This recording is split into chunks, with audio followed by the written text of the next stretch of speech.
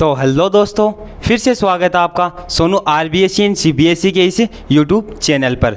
हम जो 10th class की साइंस के चैप्टर्स हैं उनकी सीरीज़ को कंप्लीट कर रहे थे और हमने जो अभी ऊर्जा के स्रोत में जो हमारी गोबर गैस होती है, मतलब बायोगैस से किस प्रकार बिजली का निर्माण ऊर्जा का निर्माण किया जाता है, जिससे हम जो नेचुरल गैस होती है उससे हम अपनी जो एलपीजी होती है उसकी तरह उसे बना सकते हैं। और जो पवन ऊर्जा है मतलब हमारी वायु है, उसे किस प्रकार से बिजली में कन्वर्ट करते हैं, इसके बारे में हमने पिछली वीडियो में देख लिया था। और अभी हम क्या करेंगे, जो समुद्रों से ऊर्जा है, समुद्रों में किस प्रकार से ऊर्जा है उसे विद्युत ऊर्जा में बदला जाएगा, उसके बारे में हम इस वीडियो में देखेंगे।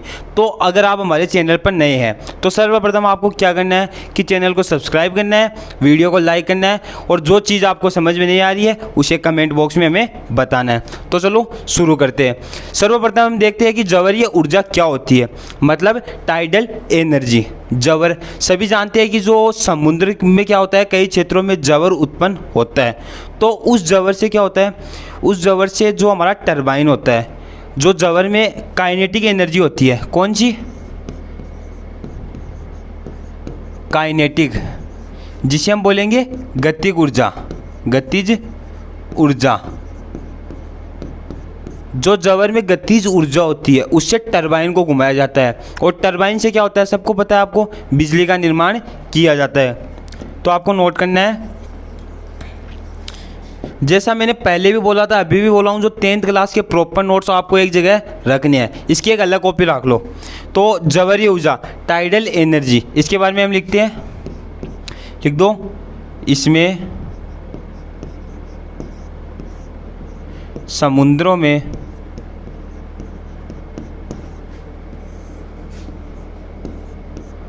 कई जगह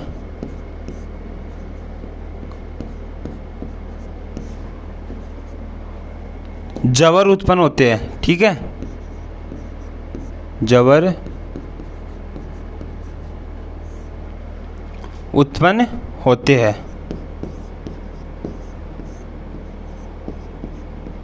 और फिर क्या होगा, इन जवरों द्वारा इन जवरों में उपस्थित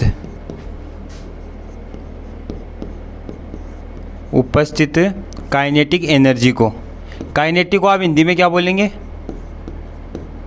काइनेटिक ऊर्जा, जिसे कोष्टक में लिख लो आप गतिज ऊर्जा, जिससे आपको समझ में आ जाएगी काइनेटिक को क्या बोलते हैं। गतिज से आप सभी समझ रहे हो, गतिज ऊर्जा, जिसमें उपस्थित काइनेटिक ऊर्जा से टरबाइन को घुमाया जाता है। और सभी जानते होंगे कि टरबाइन के घूमने से क्या होता है, क्या होता है, कमेंट बॉक्स में बताओ कि टरबाइन को घुमाने से क्या होगा। टरबाइन को घुमाया जाता है, जिससे क्या होगी, जो हमारी विद्युत है, इलेक्ट्रिसिटी है, उसका निर्माण होगा, जिससे हमारी जो ऊर्जा है उसका निर्माण होता है, ऊर्जा का निर्माण होता है। सभी समझ गए। तो इसके बाद में हम देखते हैं, जवर ऊर्जा के बाद में हम देखेंगे जो हमारी तरंग ऊर्जा है, वेव एनर्जी। इसके बारे में, तरंग सभी जानते हैं, इसमें क्या होगा, जो समुद्री जल में जो तरंग होगी उस तरंग द्वारा क्या होगा, टरबाइन को घुमाया जाएगा और टरबाइन के घूमने से सबको पता है जो हमारी विद्युत है उसका निर्माण होता है। तो आपको लिखना है,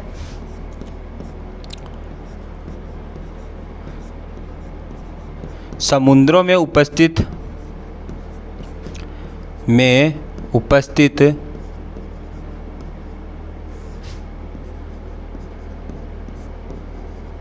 जल की तरंगों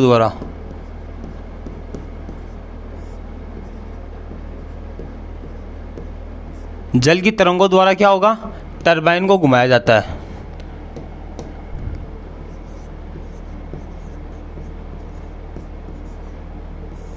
टरबाइन को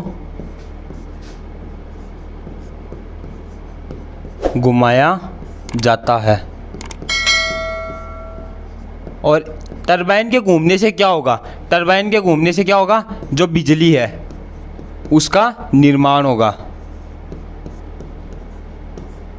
आपको लिखना है टरबाइन को घुमाया जाता है जिससे बिजली का निर्माण होता है। और अगर ये क्वेश्चन एग्जाम में आ जाए तो आपको क्या है, थोड़ा सा कॉमन जो आपका माइंड है वो यूज करना है और इसे आपको बढ़ा चढ़ा के लिखना है, क्योंकि जो मेन चीज़ है, मेन चीज़ तो हमने लिख दी है ना, उसके बाद में थोड़ा बढ़ा चढ़ा के लिख दो कि जो समुद्र होते हैं उनमें कई क्षेत्रों में क्या होता है, जो जल होता है, जल में जो तरंगें उत्पन्न होती हैं उन तरंगों द्वारा हम टरबाइन को घुमाते हैं और टरबाइन के घूमने से बिजली का निर्माण होता है। ऐसा आप बढ़ा चढ़ा के लिख सकते हो। इसके बाद में हम देखेंगे जो हमारी महासागरीय तापीय ऊर्जा है, ओशन थर्मल एनर्जी। अभी इसमें क्या नाम आ रहा है आपके पास, ताप। ठीक है, ताप। ताप क्या होता है, ताप सभी जानते हैं। इसमें क्या होगा, जो हमारा ताप है मतलब जो समुद्र का आपका किनारे का तटीय क्षेत्र है और जो समुद्र के मध्य का क्षेत्र है उसके ताप में विभेद किया जाएगा, उसके ताप में अंतर किया जाएगा और उससे ऊर्जा का निर्माण होगा। तो चलो लिखते हैं, लिख दो इसमें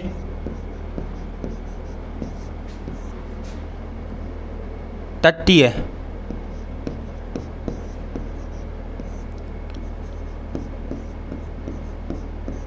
क्षेत्र व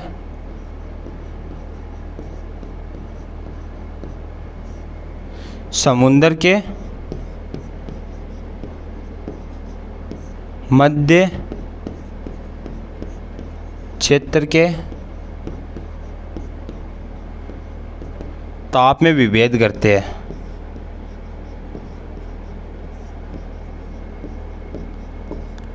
विभेद करते हैं, ठीक है, ये चीज़ आपको लिखनी है। अभी आपने जो हमारी बिजली है उसका निर्माण किन किन सोर्सों से देख लिया है, जो पवन ऊर्जा है, हमारे बायोगैस से भी हम बिजली का निर्माण कर सकते हैं, जो हम घरों में उसमें लाइट जलाने में उसका कार्य ले सकते हैं, और जो घरों में खाना पकाते हैं जो कि आपको गांव साइड में बहुत ज़्यादा देखने को मिलेगा और बहुत सी गौशाला में ये चीज़ आपको देखने को मिलेगी, जो बायोगैस है उसके बारे में। और जो हमारी ऊर्जा है, ओशन ऊर्जा, उसके बारे में देख लिया। तो सबको पता है कि ऊर्जा का जो सोर्स है ये हमें कई चीज़ों से प्राप्त हो रहा है, मतलब बिजली है ये कई चीज़ों से प्राप्त हो रही है, ठीक है, ये सभी आपको ध्यान रखनी है। इसके बाद में हम देखेंगे कि इसका ताप कितना होगा। सबने अभी ताप के बारे में देखा कि जो हमारा तटीय क्षेत्र है, मतलब आपके समुद्र का तट है, वहाँ से जो मध्यम का भाग है, उन दोनों के बीच के जो ताप है उसमें विभेद किया जाता है। अभी दोनों का ताप क्या होगा वो लिखना है आपको।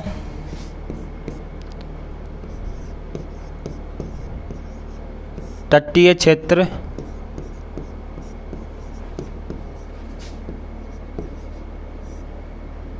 व मध्य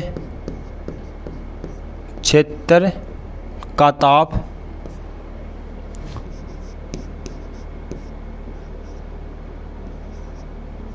293 केल्विन डिग्री, या ठीक है, या तो 293 केल्विन हो या फिर क्या हो, या फिर जो आपका 20 डिग्री है, या 20 डिग्री या उससे अधिक हो, उससे क्या हो, अधिक हो। मतलब इन दोनों का जो ताप है, दोनों के मध्यम के तो जो ताप है वो 293 केल्विन या 20 डिग्री से कम नहीं होना चाहिए। इससे अधिक हो तो चलेगा लेकिन कम होना नहीं चाहिए। ये चीज़ आपको ध्यान रखनी है, इंपॉर्टेंट चीज़ है ये। इसके बाद में हम देखेंगे जो समुद्री ऊर्जा है उसके लाभ के बारे में।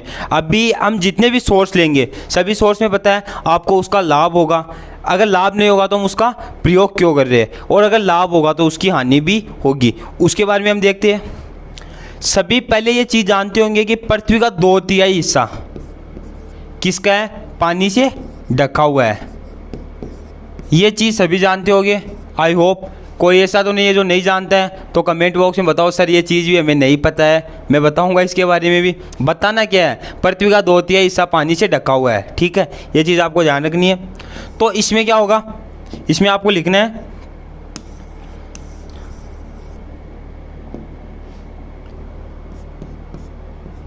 हमें पता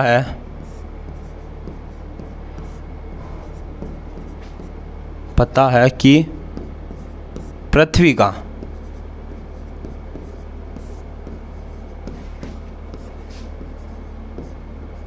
2/3 हिस्सा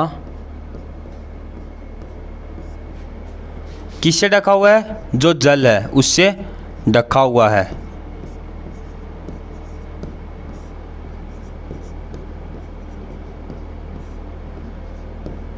ढका हुआ है जो कि क्या? बहुत अधिक मात्रा है, बहुत अधिक मात्रा में है।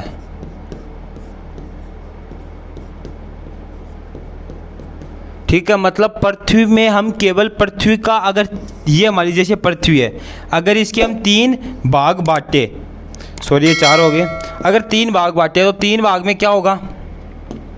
3 भाग में ये होगा कि केवल हम इन 3 भागों में से एक भाग पर ही रह रहे हैं, बाकी में क्या होगा? बाकी में पानी ही पानी है। जैसे ये अपने इसमें 3 भाग हो गए, 1 2 3, इसमें से जो ये एक भाग है यहाँ पर, वैसे एक भाग नहीं कि एक साइड हो रहा है, बीच बीच में मानने तो एक भाग मान लो कि कई जगह क्या होगा, एक देश से दूसरे देश के बीच में जो आपका ओशन है वो भी मिलता है। वैसे अगर एक जगह देखें तो एक भाग में केवल मनुष्य रह रहा है, बाकी जो हमारा 2 भाग है, 2/3 हिस्सा है, उसमें क्या होगा? उसमें केवल जल होगा, आपका H2O होगा। ये चीज़ आपको ध्यान रखनी है। और वैसे बोले तो किसी के मन में ये सवाल आया, बोला सर इतना पानी है कि पृथ्वी पर इतना ज़्यादा पानी हम रह रहे हैं, उससे भी डबल जगह में क्या है? पानी भरा हुआ है, जो कि कई मीलों किलोमीटर तक नीचे तक है। ठीक है, कि उनकी जो गहराई है समुद्र की वो भी बहुत ज़्यादा है, जिसे कई जो हमारे बड़े बड़े ओशन होते हैं उसमें तो हम देख ही नहीं सकते, बहुत ज़्यादा है। तो बोला सर कि इतना पानी है, फिर पानी की कमी क्यों? बोले फिर भी बोले जल बचाओ, और कि क्यों जल में कमी कहाँ पे आ रही है? तो बात ये है कि जो 2/3 हिस्सा है, ठीक है, मतलब ये आपका दूसरा हिस्सा है पानी का, जितने में पानी है 3 हिस्सों में से एक रह रहे हैं, बाकी 2 हिस्सों में पानी है। तो ये पानी कैसा है? ये है खारा पानी, लवणीय पानी है, न कि मीठा। और लवणीय पानी को हम नहीं पी सकते हैं, वो चीज़ आपको ध्यान रखनी है। इसके बाद में हम देखेंगे कि जो समुद्र है वो, अगर हम सूर्य, सबसे पहले हम देखेंगे ऊर्जा का सबसे बड़ा भंडार कौन सा है? सूर्य है। ठीक है, इसके बाद में समुद्र भी एक ऊर्जा का बहुत बड़ा भंडार है, ये चीज़ आपको ध्यान रखनी है। सूर्य के बाद समुद्र भी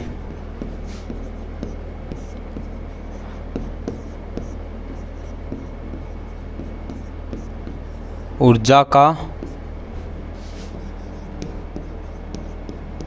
बहुत बड़ा भंडार है,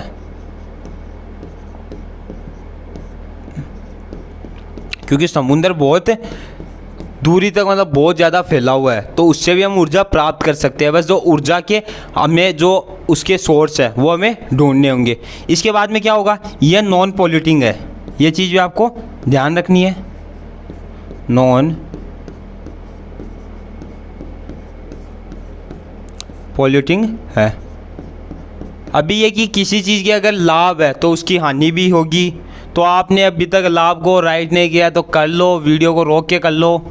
इसके बाद में हम देखेंगे जो समुद्र है, समुद्र की जो ऊर्जा है उससे हमें क्या हानि होगी, मतलब समुद्री ऊर्जा के नुकसान या उससे हानि। तो सर्वप्रथम क्या होगा? ये एक नवीन तकनीक है, सबको पता है, अभी हाल ही में खोजी गई है तकनीक है। ये परंपरागत है या गैर परंपरागत, ये कुछ कमेंट बॉक्स में आप अभी बताओ कि ये चीज़ है जो समुद्री ऊर्जा है, ये परंपरागत में आएगी या गैर परंपरागत में? कमेंट बॉक्स में बता दो। आई होप सबने बता दिया होगा। ये आएगी गैर परंपरागत में। कैसे? क्योंकि जो परंपरागत है उसका इस्तेमाल हम बहुत समय पहले से करते आ रहे हैं, लेकिन इसमें ऐसा नहीं है, इसका इस्तेमाल हाल ही में खोजा गया है। तो ये क्या है? नवीन तकनीक है, जिससे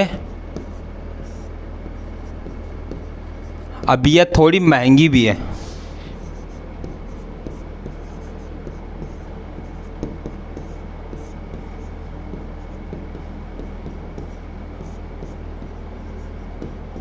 महंगी भी है। इसके बाद में देखिए, पहला तो ये हो जाएगा कि ये नवीन तकनीक है, जो कि क्या होगी? थोड़ी महंगी होगी। दूसरा क्या होगा? इससे समुद्री जीवों को नुकसान पहुंच रहा है। समुद्री जीव जो क्या हो जाएगा आपका क्लोरा, ठीक है।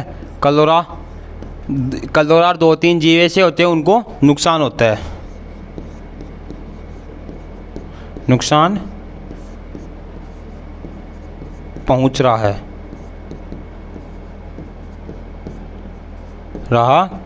सभी समझ गए? आई होप आपको यहाँ तक समझ में आ गया होगा। अगर आपने नोट्स प्रॉपर नहीं बनाए हैं तो बनाओ। और बोले सर पहले की वीडियो कहाँ से मिलेगी, तो पहले की वीडियो मिलेगी आपको प्लेलिस्ट से। हमारे चैनल की प्लेलिस्ट में जाना है, वहाँ पे आपको क्लास 10 साइंस चैप्टर NCERT की जो नाम से एक प्लेलिस्ट मिलेगी। वहाँ पे आपको सभी जो वीडियोज़ हैं वो एक साथ मिल जाएंगे। तो सभी वीडियो को देखो और जो आपके प्रॉपर नोट्स है उससे भी बनाओ। अभी हम देखेंगे भूतापीय ऊर्जा के बारे में। भूतापीय ऊर्जा, आप सबको पता है कि जो पृथ्वी है उसके अंदर क्या है, गर्म लावा है, मैग्मा है। ये चीज़ सभी को पता है। और कई जगह पर पृथ्वी में दरारें भी है, सभी जानते हैं। तो उन दरारों में क्या होगा, जो मैग्मा है उससे जो भाप निकलेगी, उस भाप का इस्तेमाल किस में होगा, ऊर्जा बनाने में होता है। और कई स्थानों पर इससे जो ऊर्जा है, इससे क्या होता है, बिजली का निर्माण भी किया जा रहा है। तो ये चीज़ आपको लिखनी है। हमें पता है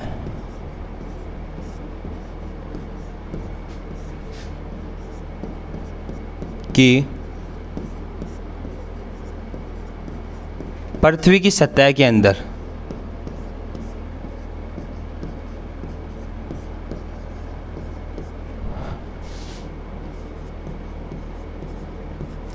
क्या है, मैग्मा है।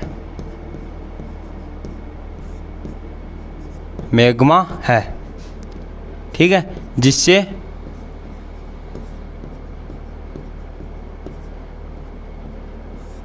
कई स्थानों पर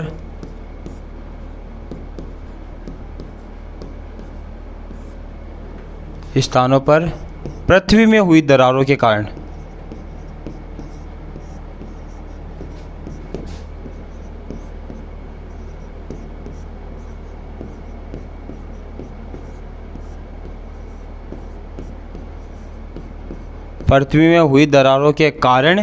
उसमें से भाप निकलती है, गर्म भाप।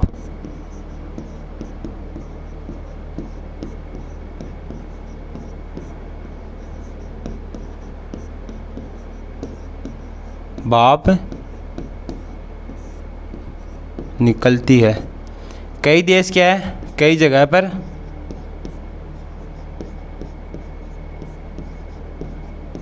उस भाप से, आपको एक लाइन लिखनी है, उस भाप से ऊर्जा का निर्माण होता है। और कई जगह पर इससे बिजली भी बनाई जा रही है।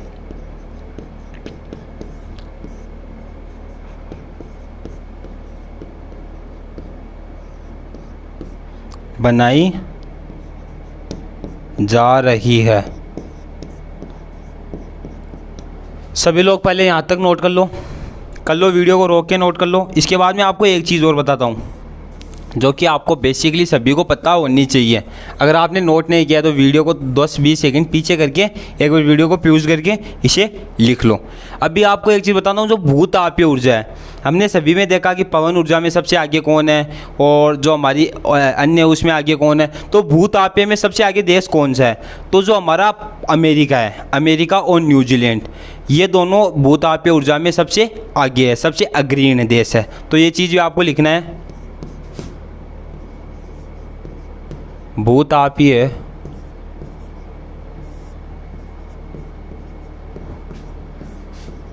ऊर्जा में जो हमारी अमेरिका है व न्यूजीलैंड,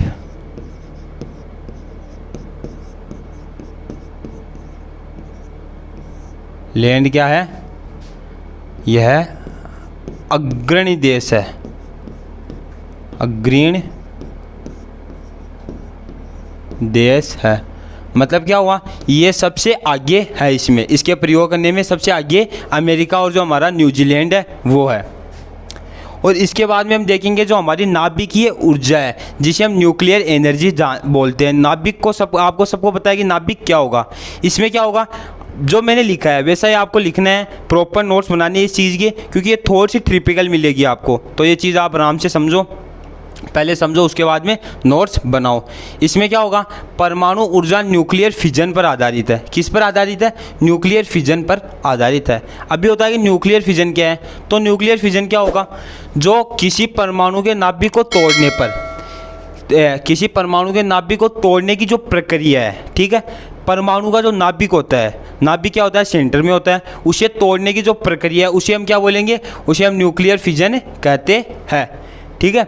इसके बाद में क्या होगा, जब हेवी मेटल्स होते हैं, जो हमारे हेवी मेटल कौन से होते हैं, आपने जो फर्स्ट चैप्टर है उसमें पढ़ा होगा, जो हमारी आपकी आवर्त सारणी है उसमें आया था, थोरियम, प्लूटोनियम व हमारे जो यूरेनियम है, ये हमारे हेवी मेटल है, मतलब भारी तत्व है। ये चीज़ आपको ध्यान रखनी है। तो क्या होगा, जो हेवी मेटल होते हैं, हेवी मेटल का न्यूक्लियर फिजन कराया जाता है, न्यूक्लियर फिजन कराया जाता है। अभी न्यूक्लियर फिजन आपने देखने होगा परमाणु को परमाणु के नाभिक को, तो ये क्या होगा, जो हमारे हेवी मेटल्स होंगे, थोरियम, प्लूटोनियम, यूरेनियम होंगे, इनके परमाणु के जो नाभिक होते हैं उसको तोड़ दिया जाता है, मतलब इसका न्यूक्लियर फिजन कराया जाता है, तो उससे भारी मात्रा में ऊर्जा निकलती है। आपको ये चीज़ आराम से समझनी है कि हमारे में जो भारी तत्व होते हैं, जो हमारे भारी तत्व होते हैं, जो हमारे यूरेनियम है, प्लूटोनियम है, थोरियम है, इनमें क्या होगा, जो ये परमाणु है, इनके नाभिक को तोड़ दिया जाता है। और इनके नाभिक को तोड़ने से क्या होगा, मतलब इनका नाभिक को तोड़ने की प्रक्रिया को हम बोलेंगे न्यूक्लियर फिजन। और इनके नाभिक को तोड़ने से क्या होगा, इनके नाभिक को तोड़ने से ऊर्जा है वो मुक्त होगी, मतलब ऊर्जा नाभिक से बाहर निकलेगी।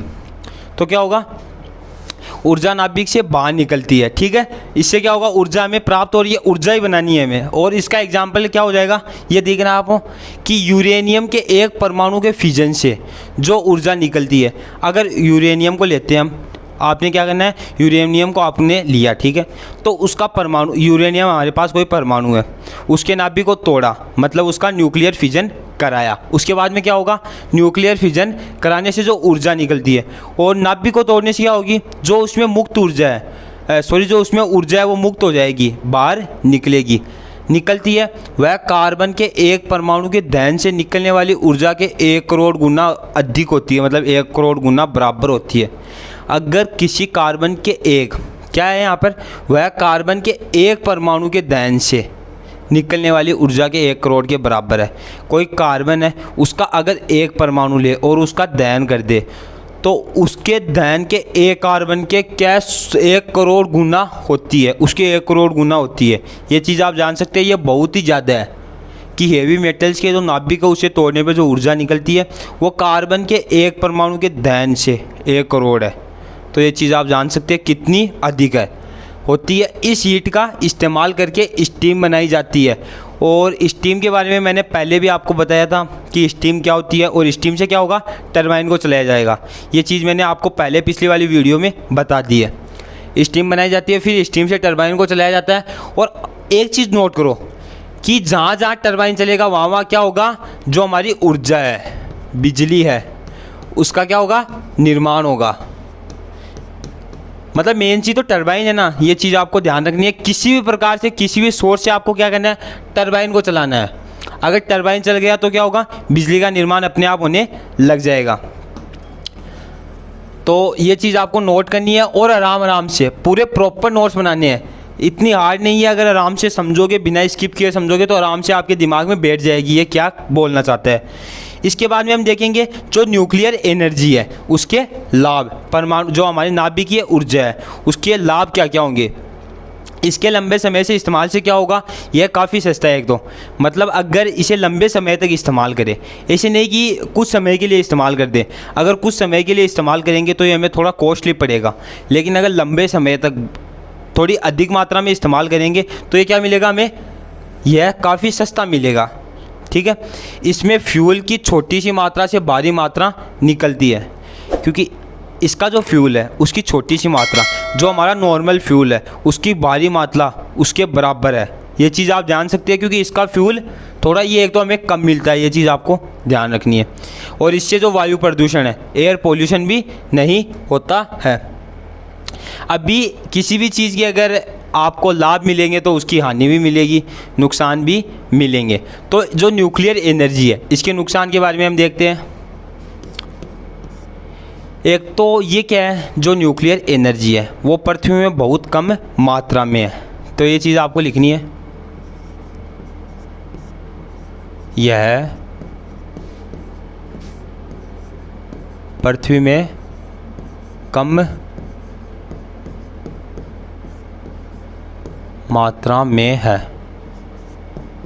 और क्या है, न्यूक्लियर प्लांट होते हैं जो कि न्यूक्लियर एनर्जी को प्रयोग करने में सहायता करते हैं, न्यूक्लियर प्लांट, उनको लगाने का जो खर्च है वो भी आपको बहुत ज़्यादा मिलेगा, वो अधिक होगा। ठीक है, ये चीज़ भी आपको लिखनी है। न्यूक्लियर प्लांट का खर्चा भी बहुत अधिक होता है।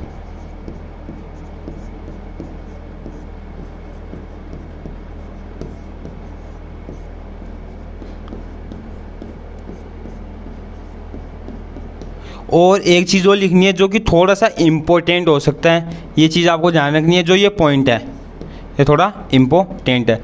यह न केवल जो हमारे जीव जंतु है उसको नुकसान पहुंचाती है, पेड़ पौधों को नुकसान पहुंचाती है, बल्कि ये जो मनुष्य में जीन होते हैं उनको भी नुकसान पहुंचाती है। अभी जीन जानोगे, आपने जो आपके पीछे के चैप्टर्स है उसमें आपने जीन के बारे में पढ़ा था। जीन में अगर ट्राइसोमी हो जाती है कि जीन में छेड़छाड़ हो जाती है तो क्या हो सकता है, पूरा जो आपका जो लड़का पैदा होगा उसका पूरा शरीर विकलांग हो सकता है या कोई अन्य डिजीज हो सकती है। तो ये चीज़ इंपॉर्टेंट है, ये पॉइंट आपको ध्यान होना चाहिए। यह केवल ना केवल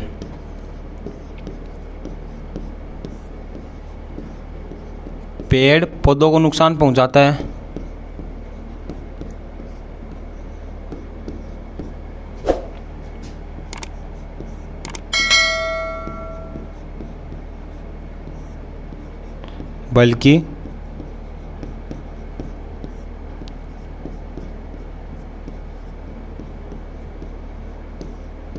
बल्कि मनुष्य, यहाँ तक लिखो और बाकी ऊपर से देख लो एक बार। मनुष्य में उपस्थित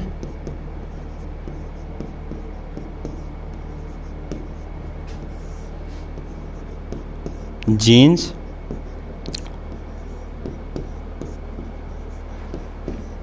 को भी नुकसान पहुंचाता है।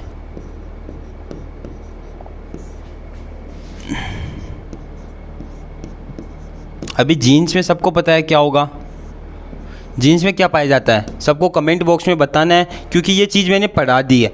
अगर नहीं पढ़ाई है तो मैं मान सकता हूँ कि मुझे वापस बताने की ज़रूरत होगी पूरा, लेकिन आपको सबको पता है कि जीन्स में क्या होता है। पहले कमेंट बॉक्स में बता दो, आपका रिवीजन हो जाएगा अच्छे से और मुझे भी पता चल जाएगा कि कौन कौन सही से पढ़ रहा है। समझ गए? जीन्स में क्या पाया जाता है लिख दिया सबने। तो देखो, जीन्स में पाया जाता है हमारा DNA, जिसे हम बोलते हैं डीऑक्सीराइबोन्यूक्लिक एसिड। इसका कार्य क्या होता है, ये आनुवांशिक पदार्थों को एक पीढ़ी से दूसरी पीढ़ी में पहुंचाने का कार्य करता है।